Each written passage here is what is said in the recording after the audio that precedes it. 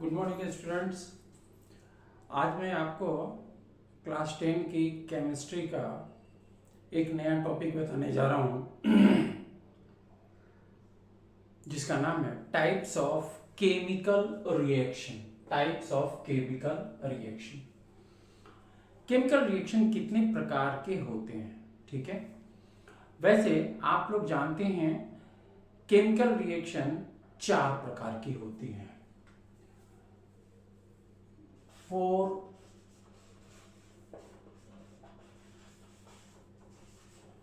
types of chemical reaction।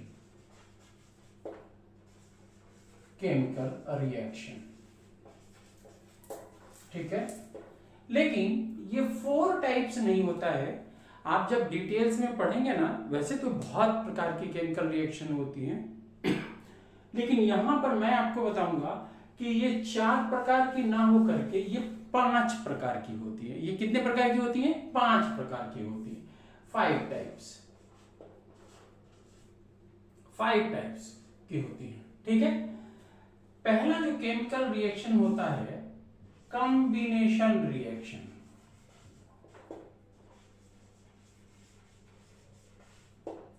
Combination reaction. दूसरा होता है डीकंपोजिशन रिएक्शन।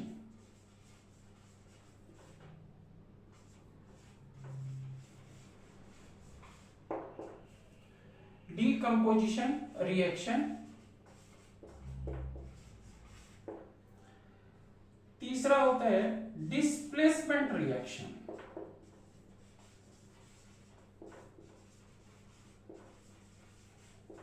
Displacement reaction. चौथा होता है डिसप्रोपोर्शनेट रिएक्शन। Disproportionate reaction.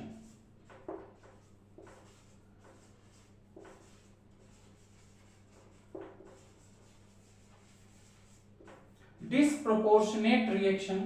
और पांचवा जो होता है ये है डबल डिस्प्लेसमेंट रिएक्शन।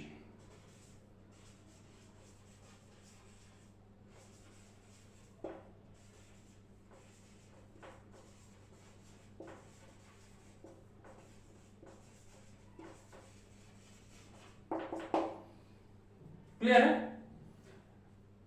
कितने प्रकार की हो गई टोटल? 5 प्रकार की रिएक्शन हो गई।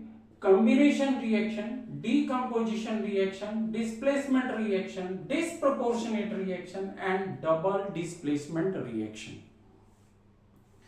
वैसे अभी तक आप जो जानते होंगे ये डिसप्रोपोर्शनेट रिएक्शन के विषय में शायद आप नहीं जानते होंगे। आपको केवल 4 ही रिएक्शन के विषय में बताया गया। Combination reaction, decomposition reaction, displacement reaction and double displacement reaction. But याद करिए ये 5वीं रिएक्शन है डिसप्रोपोर्शनेट रिएक्शन। क्या है? Disproportionate reaction. चलिए अब इन सारे रिएक्शंस को 1 बाय 1 हम आपको समझाने की कोशिश करते हैं। चलिए तो पहली जो हमारी रिएक्शन हुई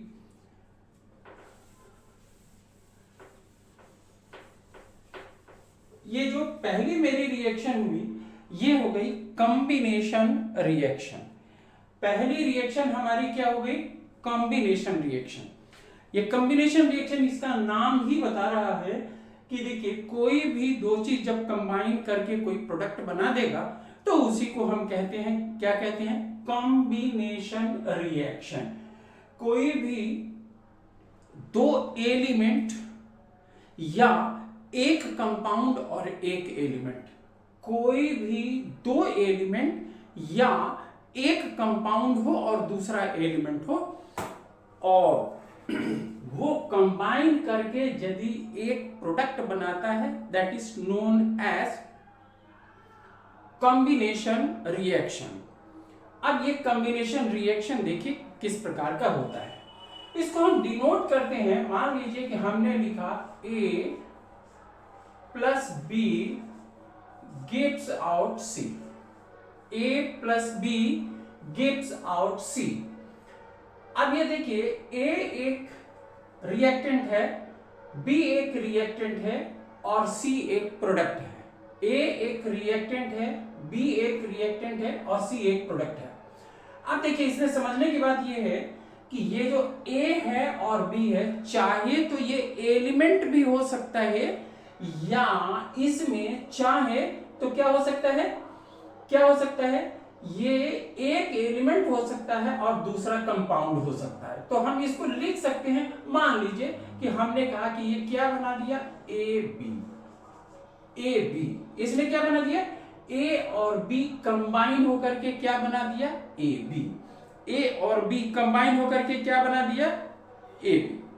ठीक है, अब चलिए अब इसको हम आपको दिखाने की कोशिश करते हैं और इसको हम आपको बताएंगे कि किस प्रकार से जितने भी जो हमारे कॉम्बिनेशन रिएक्शन होते हैं वो रिडॉक्स रिएक्शन होते हैं।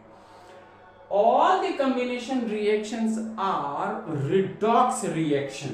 पहले आप समझ लीजिए, all the combination reaction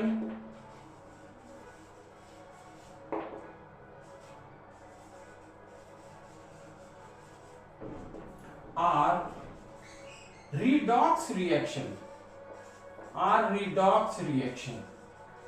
हमने क्या लिखा, जितने जो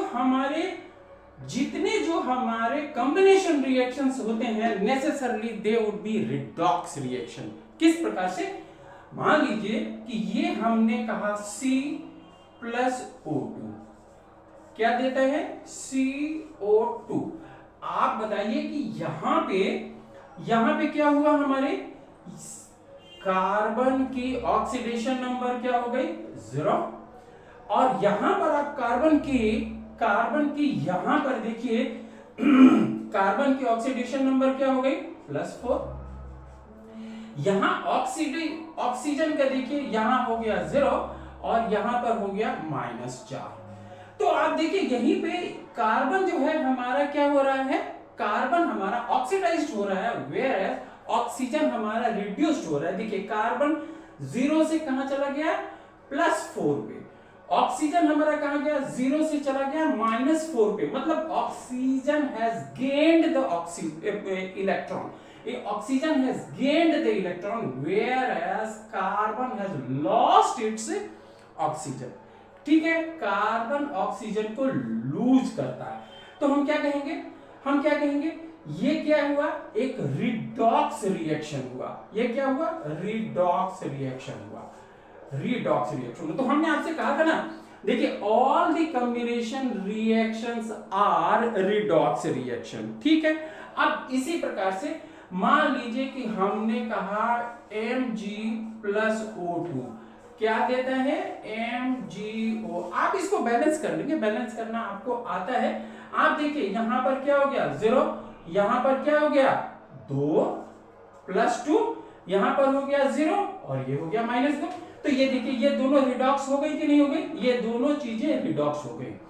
तो हम क्या कहेंगे, all the combination reactions are redox reactions. देखिए मैग्नीशियम क्या करता है, it has lost the electron. चूंकि इलेक्ट्रॉन को ये लूज करता है तो इसमें क्या आ गया, प्लस आयन आ गया। Oxygen has gained the electron, so इसके ऊपर आयन कितनी होगी, -2। इसके ऊपर कितनी होगी, -2। चलिए, तो इसके सहारे आप समझ गए कि कॉम्बिनेशन रिएक्शंस क्या होती हैं। अच्छा, कॉम्बिनेशन रिएक्शंस में सबसे बड़ी बात यह है कि देखिए एक इसमें हमने कहा ना कि एक इसमें एलिमेंट का होना मस्ट है। एक एलिमेंट इसमें होगा ही, या नेसेसरली एक एलिमेंट तो इसमें होगा ही, या कभी कभी दोनों ही एलिमेंट हो जाते हैं, दोनों ही एलिमेंट हो जाते हैं और वो कंबाइन करके एक न्यू प्रोडक्ट बनाते हैं। तो इसका रिप्रेजेंटेशन हम कैसे करते हैं, A+B गिव्स आउट AB। ठीक है, तो आपने क्लियरली समझ लिया क्या कॉम्बिनेशन रिएक्शंस हमारे आप समझ गए। चलिए, अब नेक्स्ट होता है क्या, decomposition reaction. Decomposition reaction clear हो गया, आपने समझ लिया कॉम्बिनेशन रिएक्शन किस प्रकार से होती है। अब देखिए डीकंपोजिशन रिएक्शन, डीकंपोजिशन रिएक्शन देखिए कंप्लीट ये कॉम्बिनेशन रिएक्शन की उल्टा होती है, कॉम्बिनेशन रिएक्शन की जस्ट उल्टा होती है डीकंपोजिशन। देखिए डीकंपोज हो जाना, डीकंपोज हो जाना यानी अभी मेरा जो प्रोडक्ट जो बना था, जो मेरा प्रोडक्ट बना था वो कैसा बना था, कंपाउंड के रूप में। अब यदि कोई कंपाउंड टूट करके एलिमेंट या डिफरेंट कंपाउंड में यदि वो प्रोडक्ट के रूप में आ जाता है तो इसी को हम कहेंगे क्या, डीकंपोजिशन रिएक्शन। इसकी रिप्रेजेंटेशन किस प्रकार से होती है, देखिए A B gives out A plus B, ठीक है। ए बी एक कंपाउंड है और इससे हमारा क्या बना है, ए और बी। देखिए इसका मतलब यह है कि इसमें ए बी कंपाउंड डीकंपोज हो करके एलिमेंट ए भी बना सकता है, एलिमेंट बी भी बना सकता है। So necessarily there would be at least one element in this compound, ठीक है। इसमें किसी भी प्रकार से आप प्रोडक्ट जो देखेंगे, प्रोडक्ट साइड में एक एलिमेंट डेफिनेटली रहेगा, एक एलिमेंट इसमें डेफिनेटली रहेगा। क्लियर है ना, आपने देख लिया ये एक हमारी कंपाउंड है ए बी और ये डीकंपोज हो गई, डीकंपोज होकर के इसने क्या बनाया, हमारा ए और बी इसने बना दिया। अब बहुत छोटी सी देखिए एग्जांपल से हम आपको समझाने की कोशिश करेंगे, बहुत छोटी सी एग्जांपल से हम आपको समझाने की कोशिश करेंगे। मान लीजिए आप तो जानते हैं H2O, H2O ब्रेक डाउन होकर के क्या बनाता है, H2 plus O2, H2 plus O2। अब आप जरा सा यहां पर ध्यान दीजिए, यहां पे हाइड्रोजन की कितनी ऑक्सीडेशन नंबर है, हाइड्रोजन की +1, ऑक्सीजन की कितनी है -2, तो यह भी हो गई -2। आप देख लीजिए यहां +1, हाइड्रोजन की कितनी होती है +1, यहां पे ऑक्सीजन की कितनी हो गई 2, और यहां पर क्या हो गया, ये देखिए 0 और यह भी देखिए 0। क्लियर है, यह भी 0 हो गया और यह भी 0 हो गया। आप यहां पर देखिए इसका मतलब क्या हुआ कि हमारी जो हाइड्रोजन है, ये हाइड्रोजन का ऑक्सीडेशन नंबर +1 से क्या हो गया 0, यहां पर क्या हो गया ऑक्सीजन की ऑक्सीडेशन नंबर -2 से क्या हो गई 0। सो नेसेसरली इसमें भी क्या होगा कि ऑक्सीडेशन नंबर की चेंज होगी, इसमें भी ऑक्सीडेशन नंबर की चेंज होगी। लेकिन इसमें सबसे बड़ी बात यह है कि combination reaction would not be necessarily redox reaction. Combination reaction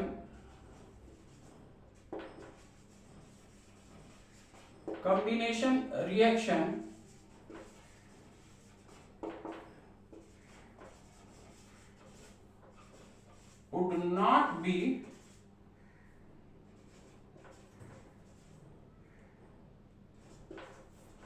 necessarily a redox reaction, a redox reaction, ठीक है। यानी डीकंपोजिशन रिएक्शन के लिए जरूरी नहीं है कि ये क्या होगा, हमेशा ये रिडॉक्स रिएक्शन ही होगा। ये ऑक्सीडेशन, ये ऑक्सीडाइज्ड भी हो सकता है या रिड्यूस्ड भी हो सकता है या दोनों हो सकते हैं। जैसे हमने आपको बताया कि कॉम्बिनेशन रिएक्शन क्या होती हैं, वो नेसेसरली रिडॉक्स रिएक्शंस होती हैं। Combination reaction necessarily redox reaction होता है, whereas decomposition can and cannot be a redox reaction, ठीक है। It can be और it cannot be a redox reaction, ठीक है। आगे बात समझ में आपको, अब आ जाइए आपको, अब मैं बताता हूं तीसरा डिस्प्लेसमेंट रिएक्शन। डिस्प्लेसमेंट रिएक्शन तीसरा हमने आपको बताया डिस्प्लेसमेंट रिएक्शन। अब देखिए डिस्प्लेसमेंट रिएक्शन क्या होता है। इस डिस्प्लेसमेंट रिएक्शन में जो होता है, इस डिस्प्लेसमेंट रिएक्शन का बहुत सारा केमिस्ट्री में इसकी उपयोगिता है। खासकर ये मेटलर्जिकल प्रोसेस के लिए इसको बहुत ज्यादा हम यूज करते हैं। डिकम्पोजिशन रिएक्शन को मेटलर्जी के लिए हम बहुत ज्यादा हम इसको यूज करते हैं। तो इसमें हम करते क्या हैं, देखिए एक कोई एलिमेंट है जिस कंपाउंड फॉर्म में है, और दूसरा एक एलिमेंट है जो एलिमेंट फॉर्म में है, दूसरा हमारा रिएक्टेंट है जो एलिमेंट फॉर्म में है। होता क्या है कि एक एलिमेंट जो होगा और दूसरा रिएक्शन, ये दोनों आपस में इनकी रिएक्टिविटी डिफरेंट होती है। जब रिएक्टिविटी डिफरेंट होती है तो आयन का ट्रांसफर हो जाता है, यानी जो ज्यादा रिएक्टिव एलिमेंट होगा वो क्या करेगा कि कम रिएक्टिव एलिमेंट से आयन को खींच करके अपने में ले लेगा और उनको अकेला कर देगा। तो यानी अकेला यदि उसने किया तो इसी को तो मेटलर्जिकल प्रोसेस आपको बोलते हैं, इसी को तो मेटलर्जिकल प्रोसेस बोलते हैं। चलिए पहले आप समझ लीजिए, तीसरा क्या हुआ, displacement reaction.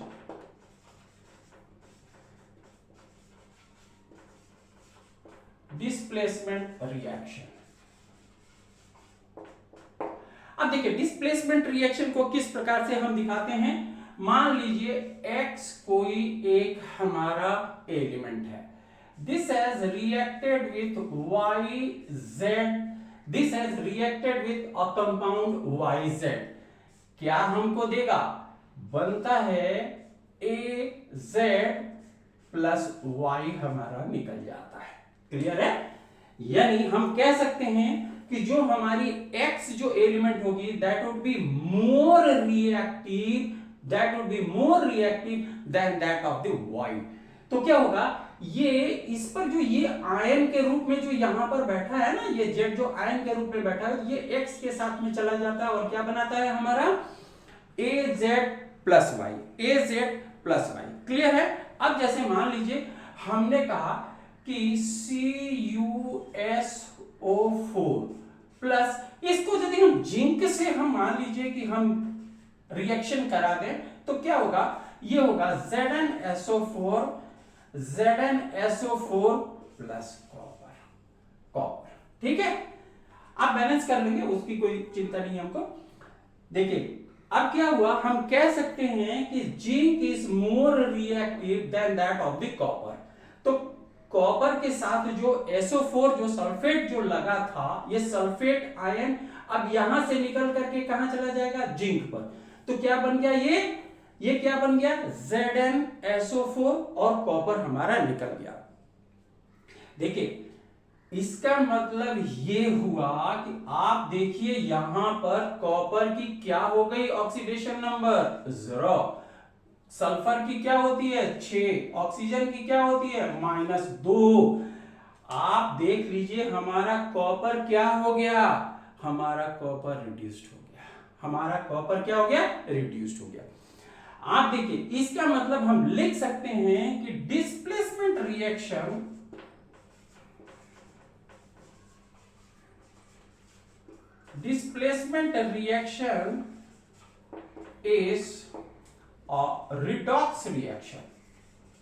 is a redox reaction, clear है। हमने कहा कि डिस्प्लेसमेंट रिएक्शन जो होगा, displacement reaction would necessarily be a redox reaction, it would be a redox reaction. अब चलिए, अब ये जो डिस्प्लेसमेंट रिएक्शन होती है ना, ये दो प्रकार की होती है। ये जो डिस्प्लेसमेंट रिएक्शन होती है ये दो प्रकार की होती है। पहला होता है metal displacement, metal displacement, metal displacement reaction. और दूसरा क्या होता है, नॉन मेटल डिस्प्लेसमेंट रिएक्शन।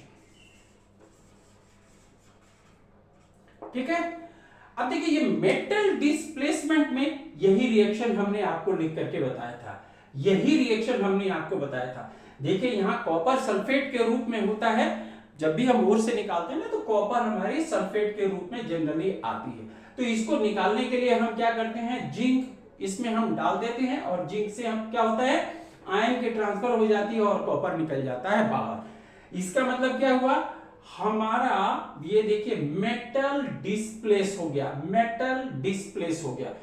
यानी मेटल डिस्प्लेसमेंट रिएक्शन को हम क्या करते हैं, मेटल डिस्प्लेसमेंट रिएक्शन को हमेशा हम मेटलर्जिकल यूज के लिए हम लेते हैं। मेटल डिस्प्लेसमेंट को हम हमेशा क्या करते हैं, मेटलर्जिकल यूज के लिए लेते हैं।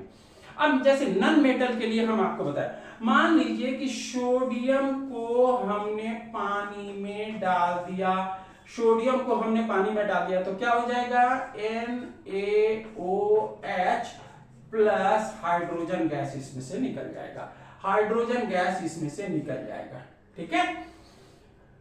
यानी यहां पर क्या निकला हमको, नॉन मेटल। नॉन मेटल क्या निकला, डाई हाइड्रोजन हमको निकला, डाई हाइड्रोजन हमको निकला, यानी हाइड्रोजन गैस हमको मिला। जब भी कभी सोडियम को, बहुत सारे हमारे मैग्नीशियम को आप स्टीम वाटर से यदि आप उसको रिएक्ट करा देंगे तो हाइड्रोजन गैस उसमें से निकलेगी। यानी निकला क्या, रिएक्ट प्रोडक्ट साइड में क्या निकला, hydrogen, and this hydrogen is non metal,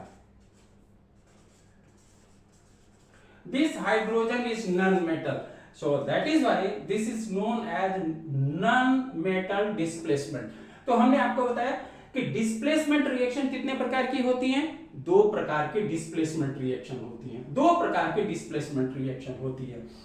पहला हमने आपको क्या बताया, मेटल डिस्प्लेसमेंट रिएक्शन, दूसरा हमने आपको क्या बताया, नॉन मेटल डिस्प्लेसमेंट रिएक्शन।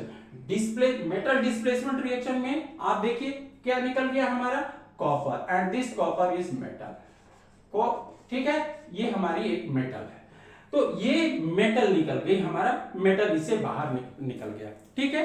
अब आ जाइए, अब आपको मैं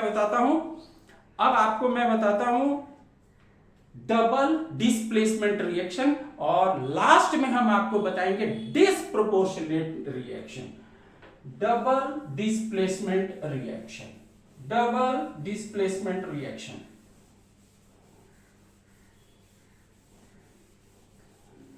देखिए डबल डिस्प्लेसमेंट, ये नाम से ही आपको पता चलता है कि, नाम से ही आपको पता चलता है कि दो डिस्प्लेसमेंट हुआ है, दो चीज डिस्प्लेस हो गया है।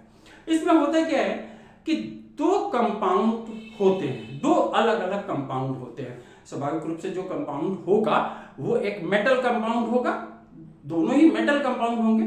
लेकिन अब इसमें होता क्या है कि जो मेटल कंपाउंड जो होता है ना, ये मेटल कंपाउंड क्या होता है कि एक जो लेस रिएक्टिव मेटल है वो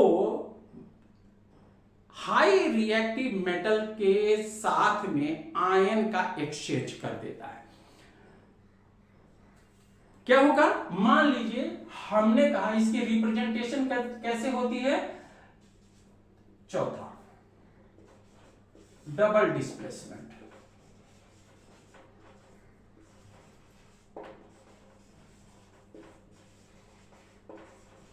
डबल डिस्प्लेसमेंट रिएक्शन। इसकी रिप्रेजेंटेशन किस प्रकार से होती है, मान लीजिए कि हमने कहा AB प्लस CD, AB एक मेटल कंपाउंड है, CD भी एक मेटल कंपाउंड है, तो रिएक्ट करके ये क्या बनाएगा, AD plus CB, AD plus CB। आप देखिए कुछ नहीं हुआ है, ये मेटल, इस A का ये एक कंपाउंड है, C का ये एक कंपाउंड है, लेकिन क्या हुआ है कि ये दोनों की रिएक्टिविटी, A और C की रिएक्टिविटी अलग अलग है, इस दोनों की रिएक्टिविटी अलग अलग है। तो जब ये रिएक्टिविटी दोनों की अलग अलग है तो क्या होगा, आयन का एक्सचेंज हो जाता है। क्या हो जाता है, आयन की एक्सचेंज हो जाती है। अब किस प्रकार से एक्सचेंज हो जाती है आप ये देखिए, मान लीजिए हमने कहा Na2SO4, ठीक है। Na2 ये क्या है, सोडियम बाइसल्फेट। सोडियम बाइसल्फेट जब मान लीजिए कि बेरियम क्लोराइड BaCl2 से रिएक्ट करेगा तो क्या बनेगा, हमने आपको कहा था ना कि ये आयन का एक्सचेंज हो जाता है, तो ये कहां चला जाएगा, सोडियम के साथ में, और ये कहां चला जाएगा, इसके साथ में। तो क्या हो जाएगा, BaSO4 प्लस NaCl, ठीक है।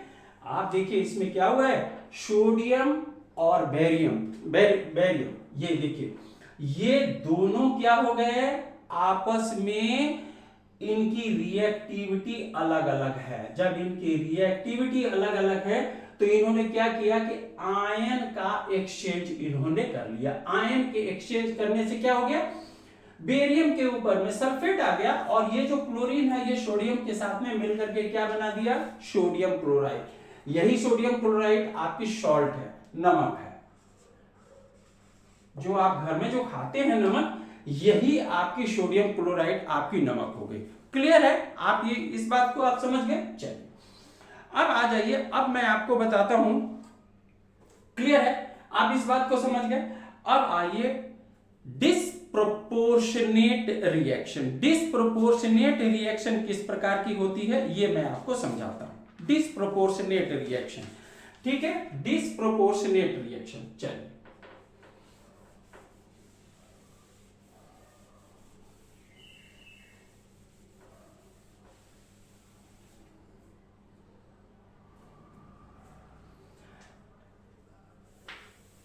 disproportionate reaction,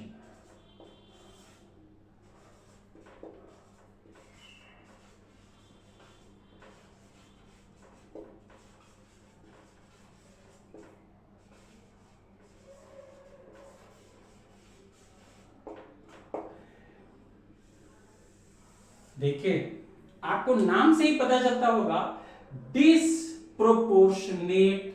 डिस्प्रोपोर्शनेट देखिए इसमें होता क्या है कि ये इस प्रकार के रिएक्शन है जिसमें एक न एक एलिमेंट जो होता है वो 3 ऑक्सीडेशन स्टेट में रहता है, ठीक है ना।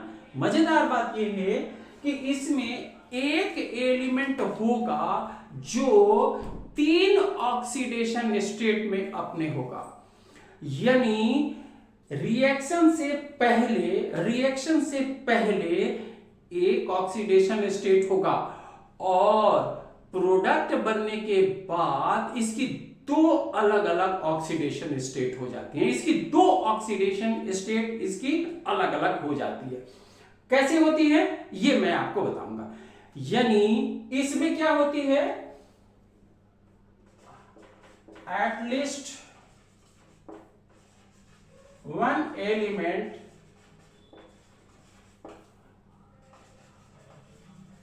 must be in 3 oxidation state. क्या होगा, हमने आपको क्या बताया, एटलीस्ट 3 जो होगा, इसमें एक एलिमेंट में क्या होगा, 3 ऑक्सीडेशन स्टेट हो जाएंगे। क्या होंगे, 3 ऑक्सीडेशन स्टेट हो जाएंगे। चलिए किस प्रकार से होती है ये मैं आपको दिखाता हूं। देखिए ये है हाइड्रोजन पेरोक्साइड। हाइड्रोजन पेरोक्साइड, जब हाइड्रोजन पेरोक्साइड ब्रेक डाउन होता है तो क्या बनाता है, H2O प्लस ऑक्सीजन। ठीक है, क्लियर है, आप समझ गए। हाइड्रोजन पेरोक्साइड जब ब्रेक डाउन होता है तो क्या बनाता है, वाटर प्लस ऑक्सीजन। आप यहां पर देखिए, यहां पर ऑक्सीजन की क्या ऑक्सीडेशन स्टेट है, यहां पर देखिए ऑक्सीजन क्या है, 0।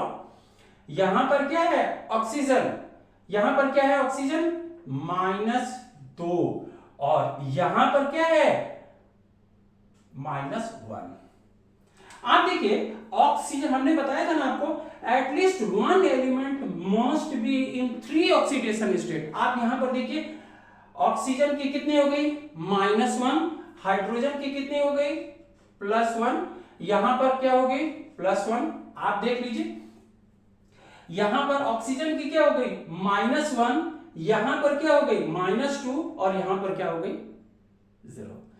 हमने आपको बताया था कि एटलीस्ट इसमें एक एलिमेंट होगा जो 3 अपने ऑक्सीडेशन स्टेट में होगा, 3 ऑक्सीडेशन स्टेट में होगा।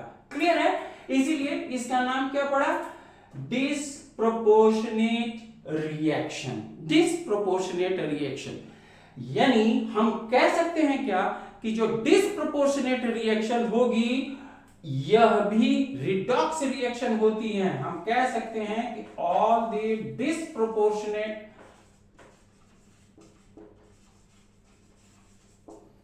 reactions are the redox reaction। redox reaction देखिए ये जो टाइप्स ऑफ रिएक्शंस हमने आपको बताया ना, ये मैं चाहता तो आपको केवल केमिकल रिएक्शन लिख करके हम आपको समझा सकते थे, ठीक है, लेकिन हमने आपको इसमें ऑक्सीडेशन और रिडक्शन से भी हमने आपको बताया, फिर हमने आपको रिडॉक्स रिएक्शन से भी हमने बताया। किस प्रकार से हमने बताया कि किसी भी एलिमेंट का रिएक्शन होने पे ऑक्सीडेशन नंबर का क्या उसमें परिवर्तन हो जाता है, ऑक्सीडेशन नंबर किस प्रकार से चेंज हो जाती है। तो आई थिंक आपको ये 5 प्रकार की रिएक्शंस को आप समझ गए होंगे।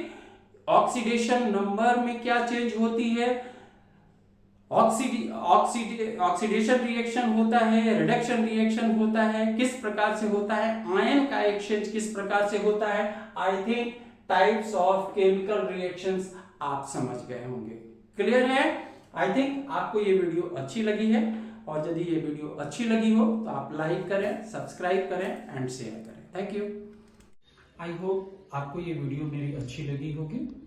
इस तरीके की दूसरी भी वीडियो हम बनाते रहेंगे और हर एक सब्जेक्ट्स की हमारी वीडियो आएगी, चाहे वो साइंस हो, मैथ हो, एसएसटी हो, संस्कृत हो, हिंदी हो, हर एक सब्जेक्ट्स की और हर एक क्लास की वीडियो हमारी आएगी।